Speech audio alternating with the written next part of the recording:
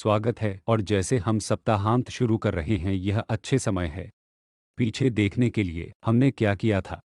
हमने एक ही ऑब्जेक्ट के बहुत सिंपल ऑसिलेशन से आरंभ किया था। फिर हमने विश्लेषण किया कपल ऑब्जेक्ट्स के ऑसिलेशन का। उदाहरण के लिए कई बिट्स एक साथ कपल हैं और हम ऑसिलेशन के कपल मोड में रुचि रखते थे।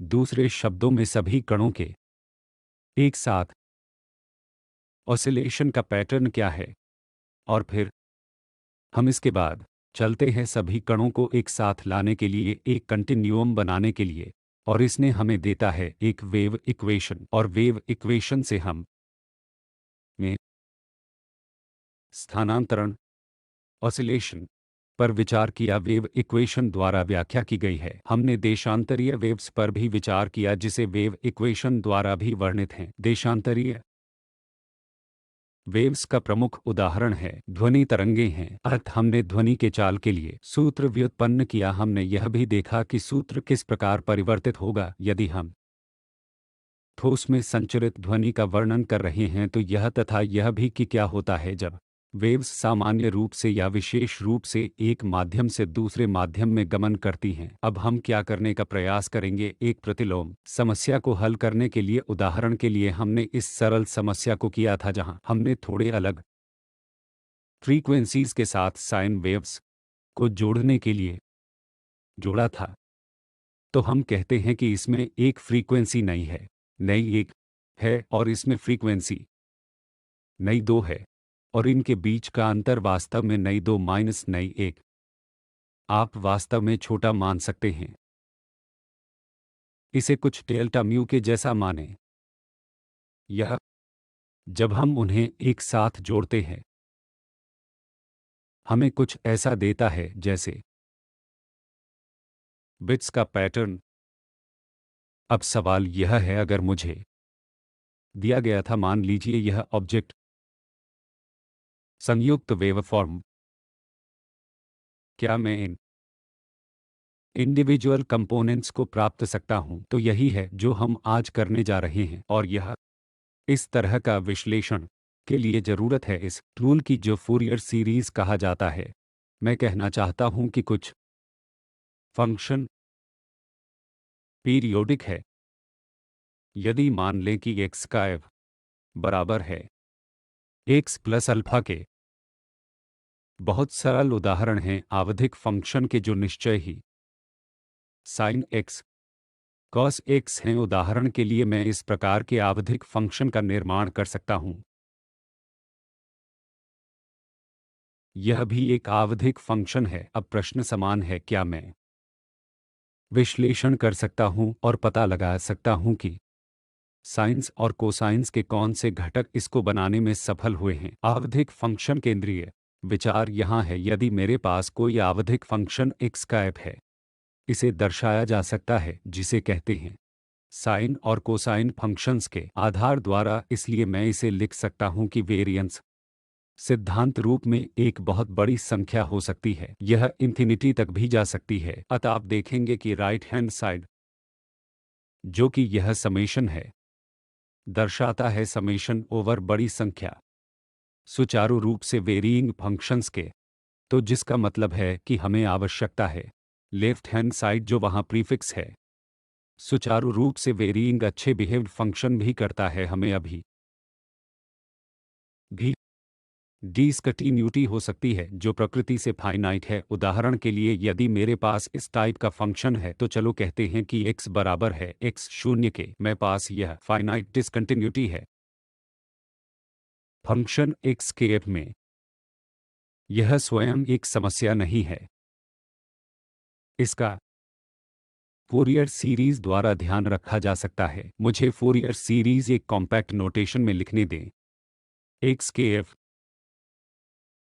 0/2 प्लस में एक इनफाइनाइट समेशन है और जा रहा है 0 से इनफाइनाइट के लिए। तो मैंने लिख दिया है ये एक सप्रेशन या फूरियर सीरीज समेशन नोटेशन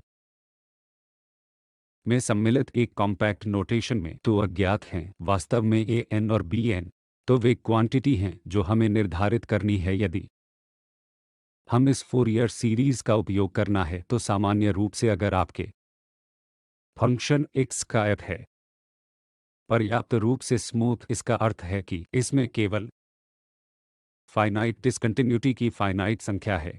ऐसे सभी मामलों में राइट हैंड साइड में समेशन अभिसरण के लिए जाना जाता है। इसलिए मैं यह बताने जा रहा हूं, वास्तव में बिना आपको सबूत दिखाए यह इस तरह से लिखा गया है कि हम फंक्शन एक्स का एफ बनाने में शामिल डिस्क्रीट फ्रीक्वेंसीज की पहचान कर सकते हैं। तो यह फोरियर सीरीज है, फोरियर सीरीज का निरूपण। और यह पता लगाने में ज्यादा मेहनत नहीं लगती कि सी एन स्क्वायर बराबर है A N square plus B N square, और यह भी कि उस समय थीटा एन बराबर है बी एन बटा एन। और एक फूरियर सीरीज का एक अन्य संभावित निरूपण है कि पावर आई एन एक्स के टर्म्स में। तो मेरे पास है तीन अलग तरीके फूरियर सीरीज के निरूपण के। हमारी समस्या पर निर्भर करता है, कभी कभी इनमें से एक को दूसरे की तुलना में संभालना अधिक आसान होता है। दोनों स्थितियों में जो भी आप कार्य के लिए चुनें, आप बच नहीं सकते अज्ञात के निर्धारण करने से। तो पहले हम एक शून्य निर्धारित करते हैं, और ऐसा करने के लिए मुझे बस इतना करना है कि केवल इंटीग्रेट फंक्शन ओवर पीरियोडिसिटी की रेंज पर।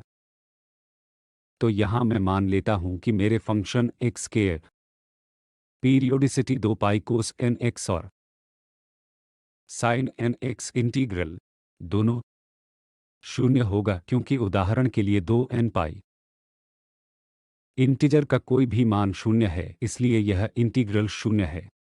तो स्पष्ट रूप से cos n x integrated over 2 pi यू शून्य, तो यह एन के सभी मानों के लिए जाएगा।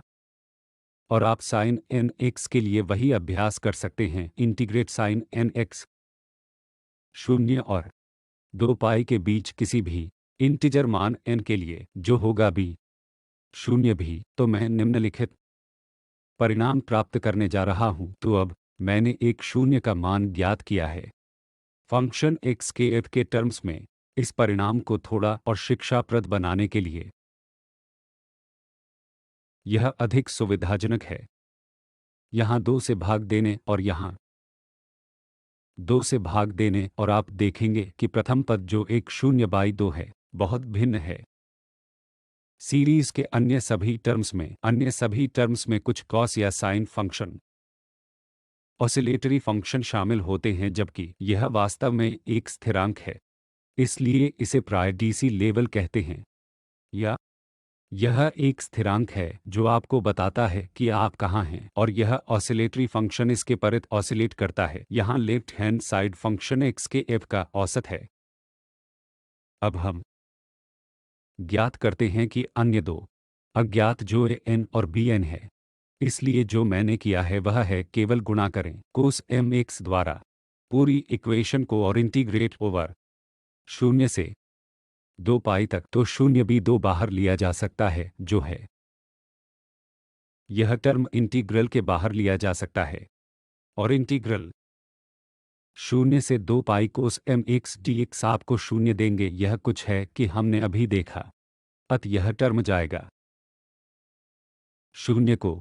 n और m इंटीजर्स हैं, हमें इसे ध्यान में रखना चाहिए। तो चलो देखते हैं क्या होता है अगर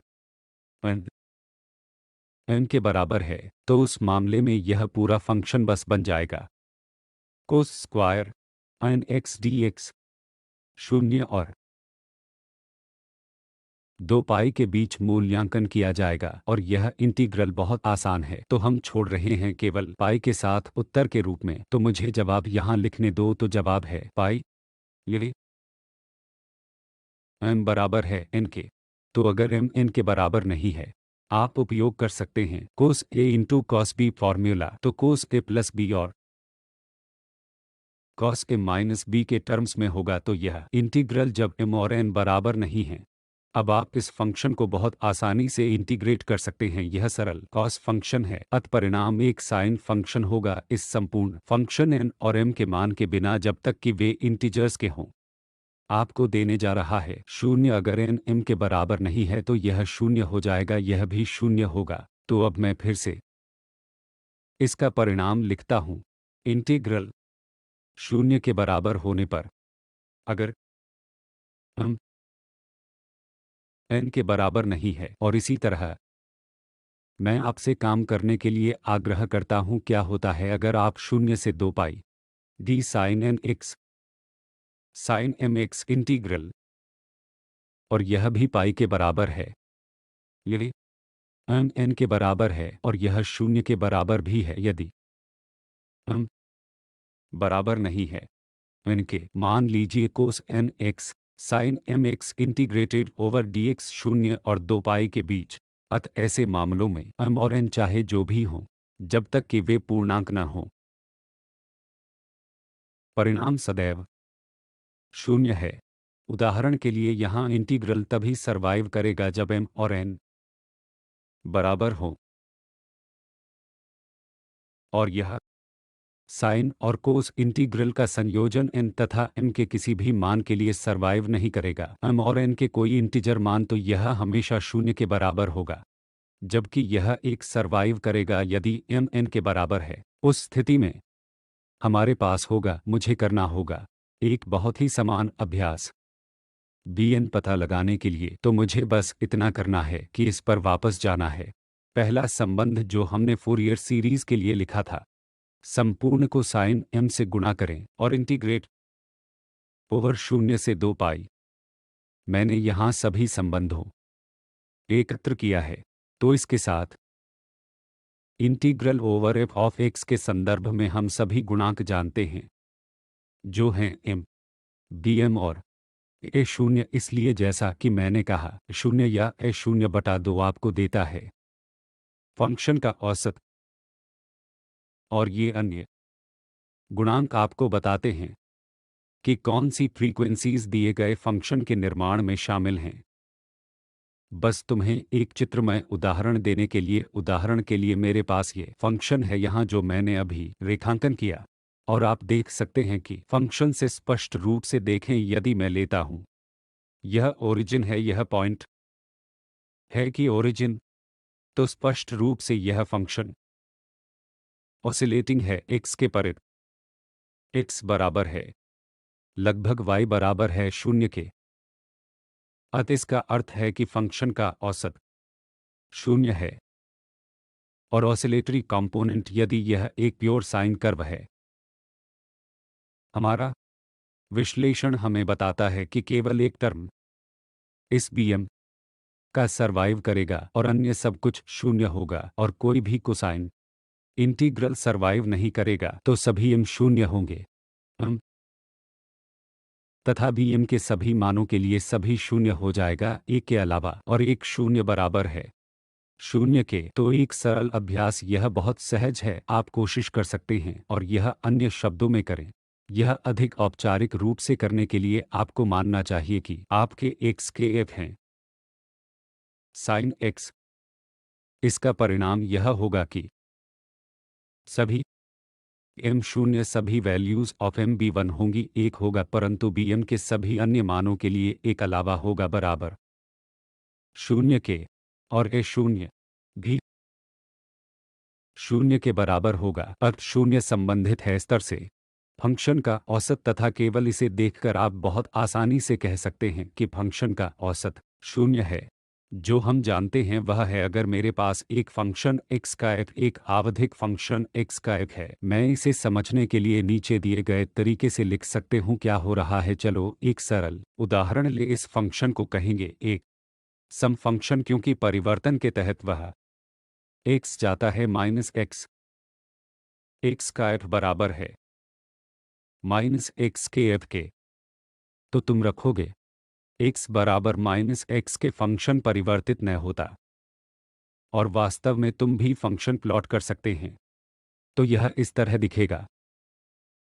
तो यह द्विघात फंक्शन है x में। तो इक्वेशन के लेफ्ट हैंड साइड बाईं, जो कि मैंने नीचे लिखा है कि मेरे पास एक्स स्क्वायर होगा और यह होगा आधा एक्स स्क्वायर है, बेशक x square plus minus x square.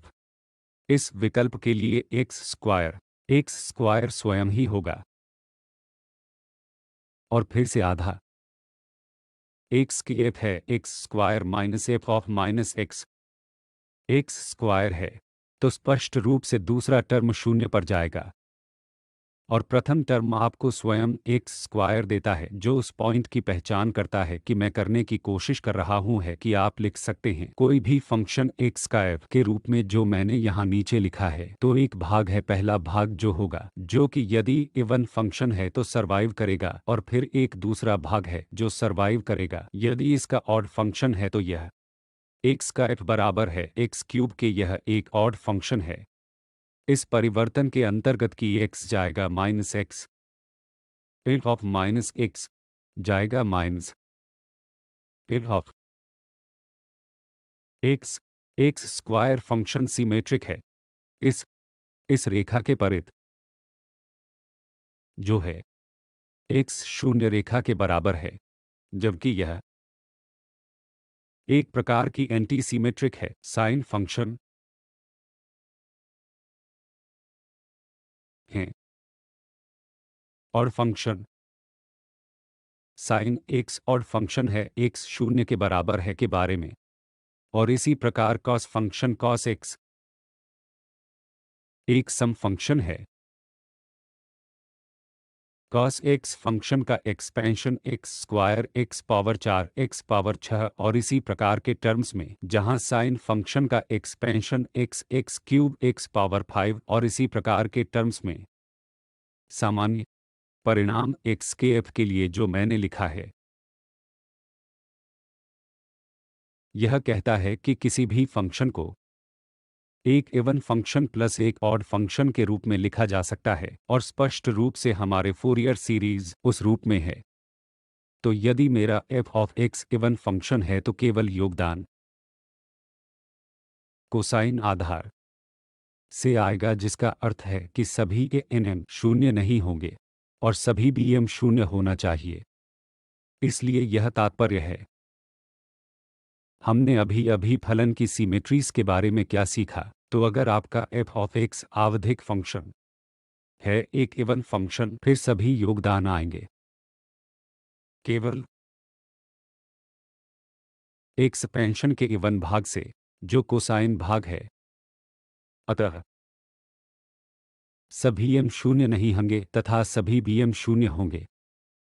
तो अगर आप जानते हैं कि अपने फंक्शन मूल रूप से एक इवन फंक्शन है, तो आपको बी एम के मान की गणना करने की भी जरूरत नहीं। और इसी प्रकार यदि आप जानते हैं कि आपका फंक्शन ऑड फंक्शन है, तो एम के सभी मानों के लिए सभी एम शून्य हैं और आपको केवल गणना करनी होगी बी एम के मान की। परंतु सामान्य रूप से यदि आपका एफ ऑफ एक्स की कोई विशेष सिमेट्री नहीं है, तो यहाँ से योगदान होगा दोनों के द्वारा। इन सभी समझ के साथ चलो करते हैं एक नॉन ट्रिवियल प्रॉब्लम। तो समस्या यह है कि मेरे पास यह आवधिक फंक्शन है जो मैंने आपके लिए खींचा है यहाँ। विश्लेषणात्मक रूप से इसका वर्णन इस प्रकार है। स्पष्ट रूप से यह फंक्शन पीरियोडिक है, जैसा कि आप देख सकते हैं। इसलिए मूल पीरियोडिसिटी, उदाहरण के लिए आप इसे लें या तो 0 से 2 पाई या माइनस पाई से प्लस पाई। अत एक बात आप देखेंगे कि फंक्शन ऑसिलेट्स करता है पारित y बराबर है 0 के, जिसका अर्थ है कि फंक्शन का औसत स्तर 0 है। तो कोई भी गणना किए बिना मैं कह सकता हूं कि डीसी लेवल या स्टीडी स्टेट लेवल 0 है। तो एक 0 आप इस प्रकार प्राप्त करना चाहिए 0। यह एक बात है बस। माइनस पाई से प्लस पाई के बीच के आंकड़े के हिस्से को देखें तो आप देखेंगे कि यह एक ऑड फंक्शन है। हम अभी एक समय पूर्व तर्क दिया कि यदि एक ऑड फंक्शन है और यदि आप एक ऑड फंक्शन का फूरियर विश्लेषण करने जा रहे हैं, तो केवल सर्वाइविंग टर्म्स होंगे बी एम बी सभी एन के सभी मानों के लिए 0 होगा। दूसरे शब्दों में कोसाइन सीरीज 0 होनी चाहिए। तो केवल साइन सीरीज है जो सरवाइव करेगी। तो पहले गणना करें एक शून्य। मानक सूत्र जो हमने अभी व्युत्पन्न किया है पहले से ही यहाँ दिया गया है। और अब यदि मैं इसे 0 और 2 पाई के बीच करता हूँ एक पूर्ण अवधि, मुझे इंटीग्रल को 2 भागों में विभाजित करने की आवश्यकता है क्योंकि मेरा कार्य 0 और पाई के बीच अलग अलग परिभाषित किया जाता है और पाई और 2 पाई के बीच अलग अलग परिभाषित किया जाता है। ठीक है, आप देख सकते हैं यहाँ। तो मैं इसे पुनः लिख सकता हूँ 1/2 पाई इंटीग्रल 0 से pi F of X D X plus pi से 2 pi F of X D X. तो यह कुछ ऐसा है जिसकी हमें केवल फंक्शन को देखने के आधार पर उम्मीद थी। अब चलो गणना करें 0 के अलावा m के मानों के लिए m की। तो m को फिर से प्राप्त करने के लिए हम 0 और पाई के बीच इंटीग्रल स्प्लिटिंग की एक ही तकनीक। इस इंटीग्रल को करना आसान है। दोनों इंटीग्रल आपको एक साइन फंक्शन प्रदान करेंगे और साइन फंक्शन इस इंटीग्रल की प्रत्येक सीमा पर 0 है, 0 पर पाई और 2 पाई पर। तो उत्तर h से पाई गुणा 0 होने जा रहा है। तो उत्तर 0 है। परिणाम यह है कि m सभी 0 के बराबर है। m किसी भी मान, किसी भी इंटीजर मान के लिए यह ऐसा कुछ है जिसे हमने इस तथ्य के आधार पर अनुमान लगाया है कि यह फंक्शन है एक और फंक्शन। अब अंत में चलो गणना करें bm की। तो मुझे जल्दी से करने दो गणना। तो 1 पाई और इन फंक्शंस को इंटेग्रेटिंग करना सरल है क्योंकि दोनों कॉस फंक्शंस हैं। तो चलो जल्दी से करते हैं। तो वह होने जा रहा है h बटा पाई। तो मैं प्राप्त करने जा रहा हूँ माइनस कॉस m x बटा m 0 से पाई के बीच minus minus cos m x over m बीच में पाई। और यदि आप सीमा में डाल देते हैं तो यह हमें देने जा रहा है। अतः यह हमें बताता है कि vm 0 के बराबर है m के सम मानों के लिए vm बराबर होगा 4h by m pi m के विषम मानों के लिए। तो यह था फोरियर सीरीज विस्तार जो कि हमने शुरू में लिखा था। और अब हम जानते हैं कि 0 तो यह टर्म मौजूद नहीं होगा और हम यह भी जानते हैं कि सभी n 0 हैं, यह टर्म भी नहीं होगा। और जो हमने अभी किया था उससे हम यह भी जानते हैं कि vm केवल तभी सरवाइव कर सकता है जब m विषम पूर्णांक हो। तो पहला सर्वाइविंग टर्म होगा n बराबर है 1 के। तो यह होगा साइन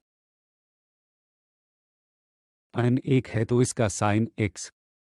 अगले टर्म होगा साइन 2x। लेकिन हम कहते हैं कि केवल n ही vm 0 का मान है तो उस टर्म का अस्तित्व नहीं है। तो नेक्स्ट सर्वाइविंग टर्म होगा साइन 3x।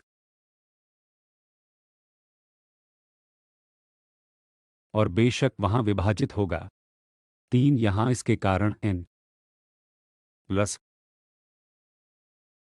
साइन 5x विभाजित 5 द्वारा और इसी तरह। तो यह सीरीज जो कि हम प्राप्त करते हैं निरूपित करता है यह फंक्शन जो कि हमने यहाँ ड्रॉ किया है। तो आप देख सकते हैं कि हम क्या प्राप्त कर चुके हैं। तो हमारे पास इस फंक्शन के रूप में फाइनाइट डिसकंटिन्यूटीज है जो कि 0 पर पाई पर कई स्थानों पर है और इसी प्रकार। और अब सभी को साइन फंक्शन के रूप में इनफाइनाइट सीरीज के रूप में निरूपित किया जाता है। तो यह है जो कि आपको मिलता है जब आप फूरियर विश्लेषण करते हैं। किसी भी आवधिक फंक्शन